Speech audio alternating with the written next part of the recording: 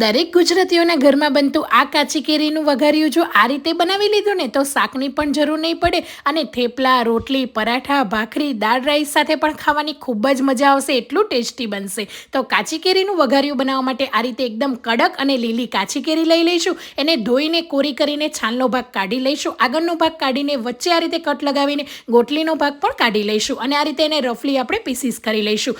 બધા જ કેરીના અહીંયા મેં ટુકડા કરી લીધેલા છે. હવે થોડું એવું પાણી લઈ લઈશું, ચપટી મીઠું અને બધા કેરીના ટુકડા એડ કરીને સારી રીતે કેરીને બફાવા દઈશું. કેરી એકદમ સરસ રીતે બફાઈ જાય એટલે એનું પાણી આપણે કાઢી લઈશું. તેલને સારી રીતે ગરમ થવા દઈશું. તેલ ગરમ થઈ જાય એટલે 1 ચમચી જીરું, અડધી ચમચી હિંગ, થોડા એવા કાળા તલ, તમાલપત્ર, સૂકા મરચાં, 1 તજનો ટુકડો, 3 લવિંગ એડ કરીને સારી રીતે મિક્સ કરી લઈશું. અડધી ચમચી જેટલી વરિયાળી, 20 થી 25 મીઠા લીમડાના પાન અને નીતારેલા કેરીના ટુકડા, હળદર, લાલ મરચું પાવડર, ધાણા જીરું પાવડર, બધી જ વસ્તુને સારી રીતે મિક્સ કરી લઈશું. સ્વાદ પ્રમાણે મીઠું અને 4 ચમચી જેટલો ગોળ એડ કરી લઈશું અને ગોળનો એકદમ ઘટ રસો થઈ જાય એટલે આપણે ઢાંકીને 2 થી 3 મિનિટ રહેવા દઈશું. તો એકદમ ટેસ્ટી ચટપટું કાચી કેરીનું વઘારિયું તૈયાર છે.